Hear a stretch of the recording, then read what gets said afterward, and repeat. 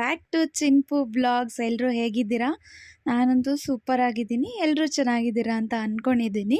And ಇವತ್ತು ಒಂದು special vlog. ಏನಕ್ಕೆ ಅಂದರೆ, ತುಂಬ ದಿನದಿಂದ ಅಂದ್ಕೊತಾ ಇದ್ದೆ ನಾನು ಪಂಚಮುಖಿ ಆಂಜನೇಯ ಟೆಂಪಲ್ಗೆ ಹೋಗಬೇಕು ಅಂತ. ಅದು ತುಂಬ ಫೇಮಸ್ ಆಗಿತ್ತು ಒಂದು ಕಾಲದಲ್ಲಿ. ಆಲ್ಮೋಸ್ಟ್ 5 ಇಯರ್ಸ್ ಆಯಿತು ನಾನು ಅಂದ್ಕೊಂಡು ಹೋಗಬೇಕು ಅಂತ. ಬಟ್ ಸ್ಟಿಲ್ ಹೋಗೋಕ್ಕೆ ಆಗ್ತಾ ಇರಲಿಲ್ಲ.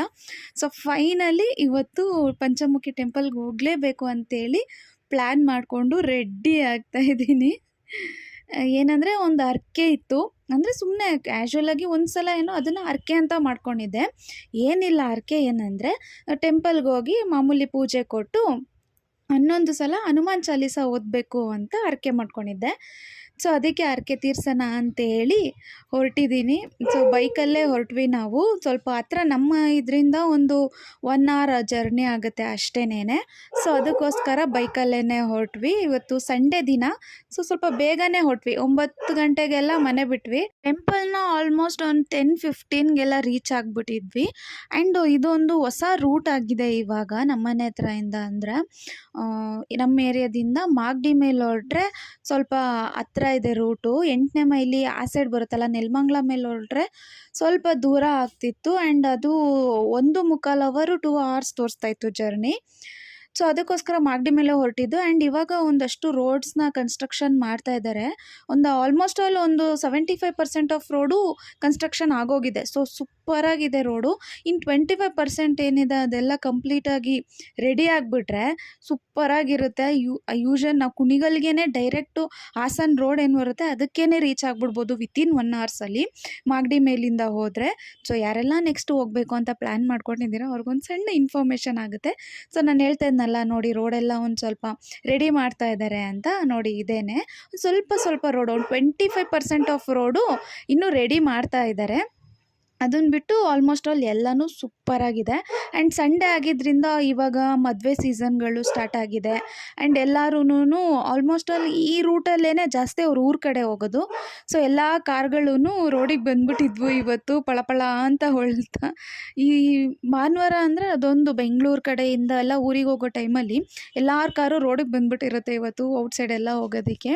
ಆ್ಯಂಡ್ ಒಂದು ಬ್ಯೂಟಿಫುಲ್ ವ್ಯೂ ಸಹ ಇತ್ತು. ಸ್ವಲ್ಪ ಬೇಸಿಗೆ ಸ್ಟಾರ್ಟ್ ಆಗಿ ಒಂದು ಸ್ವಲ್ಪ ಬಿಸಿಲೆಲ್ಲ ಜಾಸ್ತಿ ಇದೆ ಅಲ್ಲ, ಸೊ ಅದಕ್ಕೋಸ್ಕರನೇ ಜಾಸ್ತಿ ಒಣಗಿರೋ ಥರ ಎಲ್ಲ ಗಿಡಗಳು ಕಾಣಿಸ್ತಾ ಇದೆ. ಬಟ್ ಮಳೆಗಾಲದಲ್ಲಿ ಎಷ್ಟು ಬ್ಯೂಟಿಫುಲ್ ಆಗಿರ್ಬೋದು ಈ ಪ್ಲೇಸ್ ಎಲ್ಲ ಅಂತೇಳಿ ಇಮ್ಯಾಜಿನ್ ಮಾಡ್ತಾ ಇದ್ದೆ ನಾನು. ಆ್ಯಂಡ್ ಟೆಂಪಲ್ಗೆ ಹೋದ್ವಿ ಅಂತ ಹೇಳ್ದಲ್ವ, ಇವತ್ತೊಂದು ಸಿಕ್ಕಾಪಟ್ಟೆ ಬೇಜಾರಾಗೋ ವಿಷಯ ಆಯಿತು. ಏನಂದರೆ ಒಂದು ದೊಡ್ಡ ಸ್ಕ್ಯಾಮ್ ಅಂತ ಹೇಳ್ಬೋದು ಒಳಗಡೆ ಸಿಸ್ಟಮ್ ಆ್ಯಕ್ಚುಲಿ. ಬಟ್ ಅದು ಏನಂತ ನಿಮಗೆ ನಾನು ತೋರಿಸ್ತಾ ಹೇಳ್ತೀನಿ ವಿಡಿಯೋದಲ್ಲಿ ಏನಾಯಿತು ಅಂತ. ಬಟ್ ಅದನ್ನೆಲ್ಲ ನಾವು ನೆಸೆಸರಿಲಿ ಮಾಡಲೇಬೇಕು ಅಂತ ಏನಿಲ್ಲ. ಆ್ಯಕ್ಚುಲಿ ಅಲ್ಲಿ ಏನೇನು ಹೇಳ್ತಾರೆ ಅದೆಲ್ಲ ಅವರು ಸ್ವಲ್ಪ ಫೋರ್ಸ್ ಮಾಡ್ತಾರೆ. ಮತ್ತು ನಮಗೆ ಫಸ್ಟ್ ಟೈಮ್ ಹೋಗಿದ್ದಿದ್ದಲ್ವ, ಸೊ ನನಗೆ ಅಷ್ಟು ಗೊತ್ತಾಗ್ತಿರ್ಲಿಲ್ಲ ಇದೆಲ್ಲ ಮಾಡಬೇಕಾ ಬೇಡವಾ ಅಂತೇಳಿ. ಬಟ್ ಸ್ಟಿಲ್ ಅದು ಫಸ್ಟ್ ಟೈಮ್ ಹೋಗಿದ್ದೀವಿ, ಇನ್ನೇನು ಒಂಥರ ಮನ್ಸಿಗೆ ಬೇಜಾರು ಮಾಡಿಕೊಂಡು ಯಾಕೆ ಆ ಥರ ಎಲ್ಲ ಒಂದೇ ಮನಸ್ಸಿಂದ ಮಾಡಿಬಿಡೋಣ ಅಂತೆಲ್ಲ ಮಾಡಿದ್ವಿ. ಬಟ್ ಅದನ್ನೆಲ್ಲ ನಾವು ಕಂಪಲ್ಸನ್ ಆಗಿ ಮಾಡಲೇಬೇಕು ಅಂತ ಏನಿಲ್ಲ. ಆ್ಯಂಡ್ ಜರ್ನಿ ಮುಗಿಸ್ಕೊಂಡು ಬರ್ತಾ ಫೈನಲಿ ಈ ವ್ಯೂ ನೋಡೋದಿದೆಯಲ್ಲ, ನಿಜವಾಗ್ಲೂ ಆಂಜನೇಯನೇ ಎದುರುಗಡೆ ಬರೋ ಥರ ಅನ್ನಿಸ್ತಾ ಇತ್ತು. ನನಗಂತೂ ತುಂಬಾ ಒಂದು ಬ್ಲೆಸ್ಸಿಂಗ್ ಮೂಮೆಂಟು. ನಂಗೆ ಸೀರಿಯಸ್ ಆಗಿ ಹೇಳ್ಬೇಕಂದ್ರೆ ನಂಗೆ ಸ್ವಲ್ಪ ಕಣ್ಣಲ್ಲಿ ನೀರೇ ಬಂದುಬಿಟ್ಟಿತ್ತು. ಬಿಕಾಸ್ ಸುಮಾರು ವರ್ಷದಿಂದ ಆಸೆ ಇಟ್ಕೊಂಡಿದ್ದೆ ಹೋಗಬೇಕು ಅಂತೇಳಿ. ಸೊ ಆ ವ್ಯೂವಲ್ಲಿ ನಾವು ಹೋಗ್ತಿದ್ದಾಗ್ಲೇ ಆಂಜನೇಯ ಕಾಣಿಸೋತಾರಲ್ಲ, ಅವಾಗಂತೂ ತುಂಬಾ ಮನಸ್ಸಿಗೆ ಒಂಥರ ಸಮಾಧಾನ ಆಗುತ್ತೆ. ನೋಡಿ ಸುಮಾರು ಹೊತ್ತು ನಾನು ನೋಡಿ ಆಂಜನೇಯನಿಗೆ ದೃಷ್ಟಿನೇ ಆಗಿಬಿಟ್ಟಿರುತ್ತೆ ಏನೋ ಗೊತ್ತಿಲ್ಲ. ಸೊ ಅಲ್ಲೇ ಕೈ ಕಾಲೆಲ್ಲ ತೊಳ್ಕೊಂಡು ಪೂಜೆ ಸಾಮಾನು ತೊಗೊಂಡು ಇಲ್ಲಿಗೆ ಬಂದ್ವಿ. ನೋಡಿ ರಿಯಲಿಸ್ಟಿಕ್ಕಾಗಿ ಆನೆ ಥರ ಇದೆ. ಇಲ್ಲೊಂಚೂರು ಕತೆ ಎಲ್ಲ ಇತ್ತು, ಹೆಂಗೆ ಈ ದೇವಸ್ಥಾನ ಉದಯ ಆಯಿತು ಆ ಥರದ್ದೆಲ್ಲ. ಸೊ ಅದೆಲ್ಲ ಓದ್ಕೊಂಡು ಮುಂದೆ ಬಂದ್ವಿ. ಮುಂದೆ ಬರ್ತಾ ಇದ್ದಂಗೆನೇ ನಾವು ಪೂಜೆ ಸಾಮಾನು ಏನು ತೊಗೊಂಡೋಗಿರ್ತೀವಲ್ಲ ಅದು ತೊಗೊಂಡೋಗಿದ್ದು ನೋಡಿದ್ರೆ ಸಾಕು ಅಲ್ಲಿಂದ ಅಟ್ಯಾಕ್ ಮಾಡ್ಕೊಂಬಿಡ್ತಾರೆ. ದಟ್ ನವಧಾನ್ಯ ತೊಗೊಳ್ಳಿ, ಅದನ್ನ ಅಲ್ಲೆಲ್ಲ ಒಳಗಡೆ ನವಗ್ರಹಗಳದ್ದು ಟೆಂಪಲ್ ದೇವಸ್ಥಾನದ್ದು ವಿಗ್ರಹಗಳನ್ನೆಲ್ಲ ಇಟ್ಟಿದ್ದಾರೆ, ಅದಕ್ಕೆಲ್ಲ ಇಡಬೇಕು ಅಂತ ಹೇಳ್ತಾರೆ. ಬಟ್ ಫಸ್ಟ್ ಟೈಮ್ ಅಲ್ವಾ, ಸರಿ ತೊಗೊಳ್ಳೋಣ ಮಾಡೋಣ ಅಂತೇಳಿ ತೊಗೊಂಡು ನೆಕ್ಸ್ಟಿಗೆ ಹೋದರೆ ನೆಕ್ಸ್ಟ್ ಇದಕ್ಕೆ ಬಿಡೋದೇ ಇಲ್ಲ. ನವಧಾನ್ಯ ತಂದಿದ್ದೀರ ಅಂದರೆ ಕಂಪಲ್ಸರಿ ಎಳ್ಳು ಬತ್ತಿ ಹಚ್ಚಲೇಬೇಕು ಅಂತ ಹೇಳಿದ್ರು. ಸರಿ ಹೋಗಲಿ ಅಟ್ಲೀಸ್ಟ್ ಎಳ್ಳು ಬತ್ತಿ ಹಚ್ಚೋಣ ಅಂತೇಳಿ ಹಚ್ಚಿ ನೆಕ್ಸ್ಟಿಗೆ ಸೂರ್ಯದೇವ ಇದ್ದರು. ಫಸ್ಟಿಗೆ ಸೂರ್ಯದೇವನಿಗೆ ಈ ಥರ ಅದರದಕ್ಕೆ ಗೋಧಿ ಅಲ್ಲಿ ಬರೆದಿರ್ತಾರೆ ಬೋರ್ಡ್ಸಲ್ಲೆಲ್ಲ ಇನ್ಸ್ಟ್ರಕ್ಷನ್ ಎಲ್ಲ ಕೊಟ್ಟಿರ್ತಾರೆ. ನೆಕ್ಸ್ಟು ಚಂದ್ರದೇವ ಮತ್ತು ಅವ್ರ ಪತ್ನಿ ಎರಡೂ ವಿಗ್ರಹ ಇರುತ್ತೆ. ಸೊ ಅದನ್ನು ಒಂದು ಸ್ವಲ್ಪ ನನಗೆ ಖುಷಿ ಅನಿಸ್ತು ನೋಡೋದಕ್ಕೆ ಇದೆಲ್ಲನೂ. ಬಿಕಾಸ್ ನಮಗೆ ಗೊತ್ತಿರಲ್ಲ, ಈಗ ಪ್ರತಿಯೊಂದು ಗ್ರಹಗಳಿಗೂ ಅದರದ್ದೇ ಆದಂತಹ ಒಂದು ವೈಶಿಷ್ಟ್ಯತೆ ಇರುತ್ತೆ. ಅದಕ್ಕೆ ಅದರದ್ದೇ ಆದಂತಹ ಒಂದು ನೈವೇದ್ಯನ ಅಥವಾ ಆಗಿರ್ಬೋದು, ಈ ರೀತಿ ನವಧಾನ್ಯಗಳೇನಿರುತ್ತೆ ಅದನ್ನು ಅರ್ಪಣೆ ಮಾಡೋದ್ರಿಂದ ಒಂದಷ್ಟು ಒಳ್ಳೆಯದಾಗುತ್ತೆ ನಮಗೆ ಅನ್ನೋದಿರುತ್ತಲ್ಲ. ಸೊ ಅದೆಲ್ಲ ನಾನು ತಿಳ್ಕೊಂಡೆ. 9 ಗ್ರಹಗಳ್ದೂ ಈ ರೀತಿ ಮೂರ್ತಿ ಇಟ್ಟು ಅದ್ರ ಜೊತೆ ಅವ್ರದ್ದು ಮೋಸ್ಟ್ಲಿ ಅವ್ರದ್ದು ವೈಫ್ಗಳ ಜೊತೆನೇ ಅದೊಂದು ವಿಗ್ರಹನ ಮಾಡಿ ಸೊ ಈ ರೀತಿ ಇಟ್ಟಿರ್ತಾರೆ. ಅಲ್ಲಿ ಬೋರ್ಡಲ್ಲಿ ಮೆನ್ಷನ್ ಮಾಡಿರ್ತಾರೆ, ನಾನು ಆಗಲೇ ಹೇಳ್ದಂಗೆ ಈ ದೇವರು ಇದ್ರದ್ದು ವೈಶಿಷ್ಟ್ಯ ಇದು, ಇದ್ರದ್ದು ಅಂದರೆ ಇದ್ರದ್ದು ಒಗ್ಗುವಂಥ ಬಣ್ಣ ಇದು, ಸೊ ಇದಕ್ಕೆ ಈ ರೀತಿ ಧಾನ್ಯಗಳನ್ನ ಇಡಬೇಕು ಅಂತ ಹೇಳಿರ್ತಾರೆ. ನಾವು ಪ್ರೇ ಮಾಡಿ ಅಲ್ಲಿಟ್ಟು ಸೊ ಮುಂದೆ ಬಂದರೆ ಇಲ್ಲೂ ಅಷ್ಟೇನೆ. ಇಲ್ಲಿ ನೋಡಿ ಈ ಥರ ಏನು ಎಣ್ಣೆ ಎಲ್ಲ ಇಟ್ಟಿದ್ದಾರೆ, ಇದು ಶನಿದೇವರು. ಇದಕ್ಕೆ ಹೋಗಿ ಅಲ್ಲಿ ಇಲ್ಲಿ ಮುಂದೆ ಇಟ್ಟಿದ್ದಾರಲ್ಲ ಶನಿದೇವರು, ಅದಕ್ಕೆ ಅಭಿಷೇಕನ ಮಾಡಿ ಅಲ್ಲಿ ಎಳ್ಳೆಣ್ಣೆ ಇಟ್ಟಿರ್ತಾರೆ.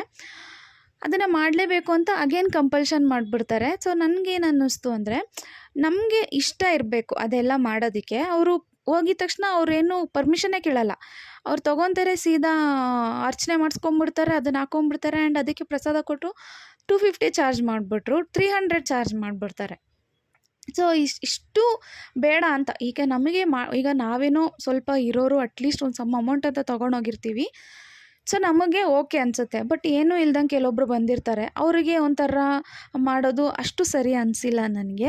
ಅದೊಂದು ಸ್ವಲ್ಪ ಇಷ್ಟ ಆಗಲಿಲ್ಲ. ಬಟ್ ಈ ರೀತಿಯೆಲ್ಲ ದಾನ ಮಾಡೋದ್ರಿಂದ ಒಳ್ಳೆಯದೇ. ಬಟ್ ಅದಕ್ಕೆ ವೈಶಿಷ್ಟ್ಯವಾದಂತಹ ಸಮಯ ಅಂತ ಇರುತ್ತೆ. ಆ ಸಮಯದಲ್ಲಿ ಮಾಡಿದ್ರೆ ಹೆಚ್ಚಿನ ಫಲ ಸಿಗುತ್ತೆ ಹೊರತು ನಾವು ಫಸ್ಟ್ ಟೈಮ್ ಹೋಗಿದ್ವಿ, ಸರಿ ಆಯಿತು ಮನಸಾರೆ ಮಾಡೋಣ, ನಾವು ಮನಸಾರೆ ಮಾಡಿದ್ದೀವಿ, ಅದ್ರ ಫಲ ನಮಗೆ ಸಿಗಲಿ, ಅವ್ರು ಅದನ್ನು ಯಾವ ರೀತಿ ಮಾಡಿಸಿದಾರೋ ಅದ್ರ ಫಲ ಅವ್ರಿಗೆ ಸಿಗಲಿ ಅಂತ ಹೇಳಿ ಅಂದ್ಕೊಂಡು ಮಾಡಿದ್ವಿ ಅಷ್ಟೇ. ಬಟ್ ಸ್ವಲ್ಪ ಈ ಥರ ಟೆಂಪಲ್ಗೆಲ್ಲ ಹೋಗ್ಬೇಕಾದ್ರೆ ಒಂದು ಸೇಫರ್ ಸೈಡಿಗೆ ನಾವು ಒಂದಷ್ಟು ಅಮೌಂಟನ್ನ ಇಟ್ಕೊಂಡು ಹೋಗಿರಬೇಕು. ಇಲ್ಲ ಅಂದರೆ ಈ ರೀತಿ ಎಲ್ಲ ಆದಾಗ ಸ್ವಲ್ಪ ಬೇಜಾರಾಗ್ಬಿಡುತ್ತೆ. ಅಲ್ಲೇನಾದರೂ ಒಂಚೂರು ವಾಗ್ವಾದ ಆಗಿಬಿಟ್ರೆ ಅದು ಇನ್ನೂ ಮನಸ್ಸಿಗೆ ತುಂಬಾ ಬೇಜಾರು ಮಾಡಿಬಿಡುತ್ತೆ. ಬಟ್ ಸ್ಟಿಲ್ ಎಲ್ಲೇ ಹೋದ್ರೂ ಮನಸಾರೆ ಅರ್ಸ್ಕೊಂಡು ಬರೋಣ ಅಂತ ಹೇಳಿ ಹೋಗಿರ್ತೀವಿ. ಸೊ ಅದಕ್ಕೋಸ್ಕರನೇ ಈ ರೀತಿ ಎಲ್ಲ ಮುಗಿಸ್ಕೊಂಡು ಫೈನಲಿ ನಾನು ಹರಕೆ ಇತ್ತಲ್ಲ, ಏನು ಹನುಮಾನ್ ಚಾಲೀಸ ಓದಬೇಕು ಅಂತ 11 ಸಲ ಹನುಮಾನ್ ಚಾಲೀಸನ ಆಲ್ಮೋಸ್ಟ್ ಒಂದು ಅರ್ಧ ಗಂಟೆ ಆಯಿತು ಕೂತ್ಕೊಂಡು ನೆಮ್ಮದಿಯಾಗಿ ಓದಿ. ಮೇಲೆ ಏನು ಆಂಜನೇಯ ಸ್ವಾಮಿ ಇತ್ತಲ್ಲ ಅಲ್ಲೆಲ್ಲ ಹೋಗಿ ದರ್ಶನ ಮಾಡಿಕೊಂಡು ಮನಸ್ಸಿಗೆ ತುಂಬಾ ಸಮಾಧಾನ ಆಯಿತು. ಬರ್ತಾ ಸ್ವಲ್ಪ ಜಾಸ್ತಿನೇ ಬಿಸಿಲಿತ್ತು. ಸೊ ಅದಕ್ಕೋಸ್ಕರ ಕಬ್ಬಿನ ಜ್ಯೂಸನ್ನ ಕುಡ್ಕೊಂಡು ಮನೆ ಕಡೆ ಹೊಂಟ್ವಿ. ಬಟ್ ನನ್ನ ಈ ಒಂದು ವಿಡಿಯೋ ನಿಮಗೆ ಇನ್ಫಾರ್ಮೇಟಿವ್ ಆಗಿರಲಿ ಅಂತ ಮಾಡಿದೆ. ಸೊ ಮನೆಗೆ ಬಂದ ತಕ್ಷಣ ಸ್ವಲ್ಪ ತಂಪಾಗಿ ಏನಾದ್ರು ಕುಡಿಬೇಕು ಅನಿಸ್ತು. ಅದಕ್ಕೆ ರಾಗಿ ಅಂಬಲಿ ಮಾಡ್ಕೊಂಡ್ಬಿಡೋಣ ಮಧ್ಯಾಹ್ನ ಊಟಕ್ಕೆ ಅಂತೇಳಿ ರಾಗಿ ಅಂಬಲಿನ ಮಾಡ್ತಾಯಿದ್ದೀನಿ. ಏನಿಲ್ಲ, ಸಿಂಪಲ್ಲಾಗಿ ಅಷ್ಟೇನೆ. ಒಲೆ ಮೇಲೆ ಒಂದು ಪಾತ್ರೆ ಇಟ್ಟು ಅದಕ್ಕೆ ಒಂದು 2 ಗ್ಲಾಸ್ ಆಗುವಷ್ಟು ನಾನು ನೀರನ್ನ ಹಾಕ್ಕೊತಾ ಇದ್ದೀನಿ. ಇನ್ನೊಂದು ಸಪ್ರೇಟಾಗಿ ಒಂದು ಬೌಲಿಗೆ ಒಂದು 3 ಸ್ಪೂನ್ ಆಗೋಷ್ಟು ರಾಗಿ ಹಿಟ್ಟನ್ನ ಹಾಕಿ ಅದಕ್ಕೆ ಒಂಚೂರು ನೀರನ್ನ ಹಾಕಿ ನಾವು ಅದನ್ನು ಒಂಚೂರು ಗಂಟಿಲ್ದಂಗೆ ಚೆನ್ನಾಗಿ ಕಲಿಸ್ಕೋಬೇಕು. ಸೊ ಆವಾಗ ನಾವು ನೀರಿಗೆ ಹಾಕಿದಾಗ ಗಂಟೇನೂ ಇರಲ್ಲ ಅಲ್ಲ, ಸೊ ಆವಾಗ ನೀಟಾಗಿ ಹದ ಬರುತ್ತೆ. ನಾವು ಡೈರೆಕ್ಟು ಹಿಟ್ಟನ್ನೇ ಹಾಕೋದ್ರಿಂದ ನಿಮಗೆಲ್ಲ ಗೊತ್ತಿರುತ್ತೆ, ಸ್ವಲ್ಪ ಗಂಟು ಆಗಿಬಿಡುತ್ತೆ. ಆ ರೀತಿ ಹಾಕಬಾರ್ದು ಅಂದರೆ ಮುಂಚೆನೇ ಈ ಥರ ಒಂದು ಬೌಲಿಗೆ ರಾಗಿ ಹಿಟ್ಟನ್ನ ಹಾಕ್ಕೊಂಡು ಒಂಚೂರು ನೀರು ಹಾಕಿ ನೀಟಾಗಿ ಮಿಕ್ಸ್ ಮಾಡಿಕೊಂಡು, ಈಗ ನೀರು ಏನು ಕುದಿಯೋ ಹಂತಕ್ಕೆ ಬಂದಿರುತ್ತಲ್ಲ, ಸೊ ಆವಾಗ ಆ ರಾಗಿ ಹಿಟ್ಟನ್ನು ಅದಕ್ಕೆ ಹಾಕಿ ನೀಟಾಗಿ ಕಲಿಸ್ಕೊಂಡು ಸ್ಟರ್ ಮಾಡ್ತಾ ಅದನ್ನು ಕಾಯಿಸ್ಕೋಬೇಕು. ಇವಾಗ ಸ್ವಲ್ಪ ತೆಳ್ಳಗೆ ಕಾಣಿಸ್ತಿದೆ ಅಲ್ಲ, ಅದು ಆಲ್ಮೋಸ್ಟ್ ಅಲ್ಲಿ ಸ್ವಲ್ಪ ಬ್ಲ್ಯಾಕ್ ಆಗಿ ತಿಕ್ಕಾಗುತ್ತೆ. ಅಲ್ಲಿ ತನಕ ಅದನ್ನು ಚೆನ್ನಾಗಿ ಕುದಿಸ್ಕೊಂಡು ಆಮೇಲೆ ರುಚಿಗೆ ಎಷ್ಟು ಬೇಕೋ ಅಷ್ಟು ಉಪ್ಪನ್ನ ಹಾಕ್ಕೊಂಡು, ಸೊ ಇವಾಗ ಇದು ನೋಡಿ ಚೆನ್ನಾಗಿ ಕುದ್ದಿದೆ, ರಾಗಿ ಹಿಟ್ಟೆಲ್ಲ ಬೆಂದಿರುತ್ತಲ್ಲ ಅದನ್ನು ಸಪ್ರೇಟಾಗಿ ತಣ್ಣಗಾಗಬಿಟ್ಟು ಇವಾಗ ಒಂದೊಂದು ಸ್ವಲ್ಪ ಸೌತೆಕಾಯಿ ಹಾಗೆ ಹೆಚ್ಚಿರೋವಂಥ ಈರುಳ್ಳಿನ ನಾವು ಅದಕ್ಕೆ ಮಿಕ್ಸ್ ಮಾಡಿಕೊಂಡು ಒಂದು ಬೌಲ್ ಆಗೋಷ್ಟು ಮೊಸರನ್ನ ತೊಗೊಂಡಿದ್ದೀನಿ. ಬೇಕಿದ್ರೆ ನೀವು ಮಜ್ಜಿಗೆನೂ ಹಾಕೊಬೋದು. ಸೊ ಇದನ್ನು ಚೆನ್ನಾಗಿ ಮಿಕ್ಸ್ ಮಾಡಿಕೊಂಡು ಈ ಹಂತದಲ್ಲಿ ಒಂದು ಸ್ವಲ್ಪ ಉಪ್ಪೇನಾದರೂ ಹೆಚ್ಚು ಕಮ್ಮಿ ಆಗಿದೆಯಾ ನೋಡಿಕೊಂಡು ಉಪ್ಪನ್ನ ಆ್ಯಡ್ ಮಾಡಿಕೊಂಡು ತಂಪಾಗಿ ಲೋಟಕ್ಕೆ ಹಾಕೊಂಡು ಕುಡಿತಾ ಇದ್ದರೆ ತಂಪಾಗಿರುವಂಥ ಒಂದು ರಾಗಿ ಅಂಬಲಿ ರೆಡಿ ಆಗುತ್ತೆ. ನಾನು ಸ್ವಲ್ಪ ಹೊತ್ತು ಇದನ್ನು ಫ್ರಿಜ್ಜಲ್ಲಿ ಇಟ್ಟಿದ್ದೆ, ಸ್ವಲ್ಪ ಜಾಸ್ತಿ ತಂಪಾಗಲಿ ಅಂತ ಅಷ್ಟೇ. ಸೊ ಇದಾಗಿತ್ತು ಇವತ್ತಿನ ಕಂಪ್ಲೀಟ್ ವ್ಲಾಗ್. ಈ ವ್ಲಾಗ್ ನಿಮಗೆ ಇಷ್ಟ ಆಗಿದರೆ ಪ್ಲೀಸ್ ಲೈಕ್ ಮಾಡಿ, ಶೇರ್ ಮಾಡಿ, ಕಮೆಂಟ್ ಮಾಡಿ. ಪ್ಲೀಸ್ ನಮ್ಮ ಚಾನಲ್ನ ಸಬ್ಸ್ಕ್ರೈಬ್ ಮಾಡ್ಕೊಳ್ಳಿ. ಆ್ಯಂಡ್ ಇದರಲ್ಲಿ ನಾನು ಇನ್ಫಾರ್ಮೇಟಿವ್ ಆಗಿರಲಿ ಅಂತ ಟೆಂಪಲ್ದು ಕಂಪ್ಲೀಟು ವ್ಲಾಗ್ನ ಮಾಡಿ ಹಾಕಿದ್ದೀನಿ. ಬಟ್ ಇದರಲ್ಲಿ ಬೇಜಾರಂದರೆ ತೀರಾ ಬೇಜಾರಂತ ಏನು ಅನಿಸ್ಲಿಲ್ಲ. ಬಟ್ ಯಾವ್ಯಾವ ಟೈಮಲ್ಲಿ ಏನೇನ ಮಾಡಬೇಕು ಆ ಟೈಮಲ್ಲೇ ಮಾಡಿದ್ರೆ ಶ್ರೇಷ್ಠ ಅಂತ ಅನಿಸುತ್ತೆ. ನೀವು ಯಾರನ್ನ ಹೋದರೆ ಅವ್ರು ಕಂಪಲ್ಷನ್ ಮಾಡಿದ್ರೆ ನೀವು ಮಾಡೋಕ್ಕೆ ಹೋಗ್ಬಿಡಿ, ನಿಮ್ಮ ಮನಸಾರೆ ಇಷ್ಟ ಆದರೆ ಮಾಡಿ. ಸೊ ರಾಗಿ ಅಂಬಲಿ ಎಲ್ಲ ಕುಡ್ಕೊಂಡು ನೆಕ್ಸ್ಟಿಗೆ ನಮ್ಮ ಹೀರೋಗೆ ಫುಡ್ ಖಾಲಿ ಆಗಿತ್ತು ಅಂತೇಳಿ ನಾನು ಅಮ್ಮ ಬಂದಿದ್ದೀವಿ. ಸೊ ಈ ಕ್ಲಿಪ್ಪಿಂಗ್ ನಾನು ಆ್ಯಡ್ ಮಾಡ್ತಾಯಿದ್ದೀನಿ ನೋಡಿ.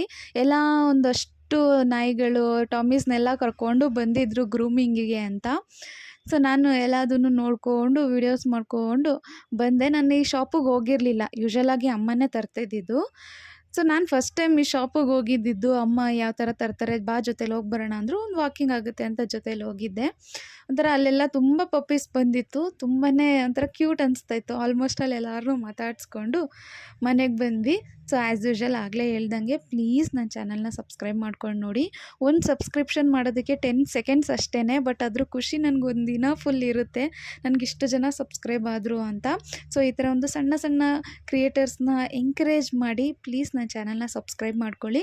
ಆ್ಯಂಡ್ ಎಲ್ಲರಿಗೂ ಶೇರ್ ಮಾಡಿ ಈ ವಿಡಿಯೋನ, ಎಲ್ಲರಿಗೂ ಇನ್ಫಾರ್ಮೇಟಿವ್ ಆಗಿರಲಿ. Thank you.